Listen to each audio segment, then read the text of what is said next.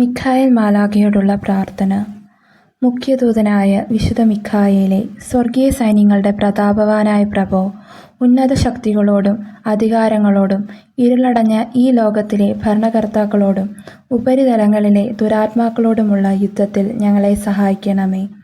ദൈവം സ്വന്തം ഛായയിൽ സൃഷ്ടിക്കുകയും വലിയ വില കൊടുത്ത് വീണ്ടെടുക്കുകയും ചെയ്ത ഞങ്ങളെ പിശാചിൻ്റെ ക്രൂര ഭരണത്തിൽ നിന്നും രക്ഷിക്കുവാൻ വരേണമേ. അങ്ങയെയാണല്ലോ തിരുസഭ തൻ്റെ പരിപാലകനും സംരക്ഷകനുമായി വണങ്ങുന്നത്.